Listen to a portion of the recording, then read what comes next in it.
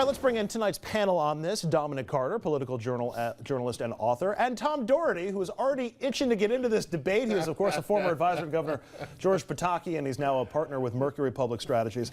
First of all, the sequester is bad, right? We can all agree on that. The sequester, not particularly good for the economy. It's a bad thing that we've let it come to this. Of course it's bad, but I will defer to my colleague on the right here. I mean, as a process of government, it's a horrible, stupid idea. However, this is, you opened your show tonight with massive cuts. This is $85 billion out of a budget of $3.8 trillion. We will spend more money this year than we did last year. But it's not just the number of the cuts, it's also how the cuts are being done. It's across the board, okay, 8% in defense. But again, the President of the United States came up with the idea of sequester. Granted, they all went along with it. But in the meantime of 19 months, if these things were so drastic, you would think the President wouldn't go golfing with Tiger Woods and say, we need to sit in a, wait a second, we need to sit in a room, I'm the leader of this country, and let's not cut 8% from defense or 15%. Tom, if he wasn't golfing with Tiger Woods, who was he going to meet with? Who was he going to meet with? If that event didn't happen, who was he going to meet with? If you are the President of the United Dominic, there's a speaker that can't even lead his own party. So who was the president going to meet Dominic, with? If you are the President of the United States, you show leadership and you say the following, okay? We just had a tax increase. The Republicans gave us a tax increase that we've been begging for.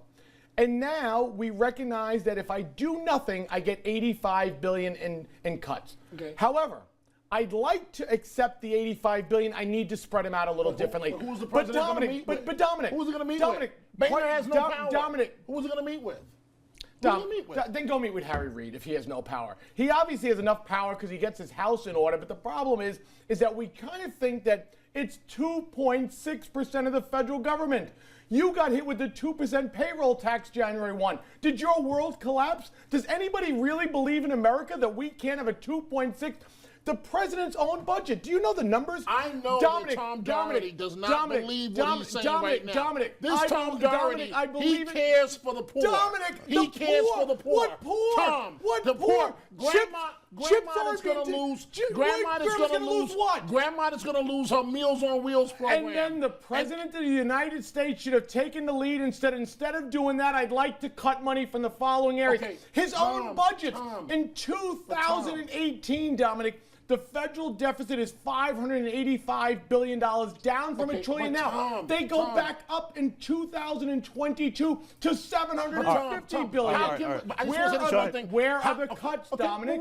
Where are the cuts? How can we act like this is nothing when if you're a federal employee, let me finish. Right. If you're a federal employee, you're going to be starting furlough very soon. Yeah. You're going to be forced to stay home a day out of the week. Then you shouldn't have elected this president. Is what you shouldn't have done. Okay. You shouldn't have elected because it was his idea to do it. But you know what? The president did win re-election by a majority, over 50%. Right. The sequester did happen, so whatever the process over the 19 months has been, we're already here already. Right. Let's focus on the end game out of this.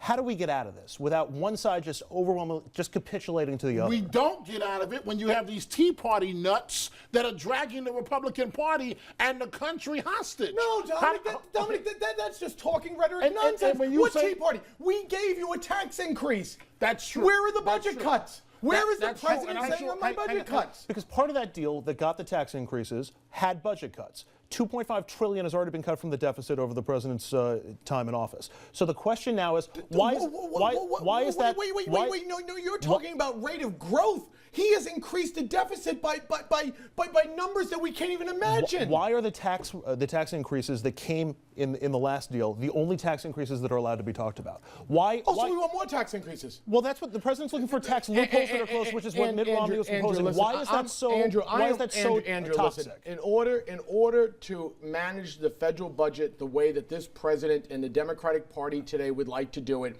in terms of the federal government being the end-all, the means of everything in this country, okay, is that you need to raise taxes on the middle class. You cannot raise taxes simply on the super wealthy. You only raised $60 billion in your last tax increase from doing it. There's not enough money there. Every economist will tell you that. I know you don't believe this What? because I know you care about the poor. I know your heart. Can you just explain this one question to me? This one question that I have. Why is it that the Republican Party is always fighting for the rich? Why is that? What rich are we fighting for? Who's suffering today? The middle class person who can't get a job in this country. How much are you going to? How much? Let me ask you a question, Dominic. You just raised taxes on the wealthy. What do you want to raise them to? Phil Mickelson had it right. He couldn't complain about it because he makes a lot of money. Do you think a resident of the state of California? The president has said fair share. The president has said fair share. Dominic, let me ask you a question. If you are a wealthy individual in the state of California and you're taking 63 cents of every dollar you make and giving it to the government, do you think that's fair? Do you think? Well, that's what's happening today. No, I don't think that's fair. Fair. I don't think the system is corrupt. It's wrong. I'm all for paying my fair share. I just got a tax increase. But where does it end, Dominic? It just keeps going and going. So we're gonna kick kids out of Head Start.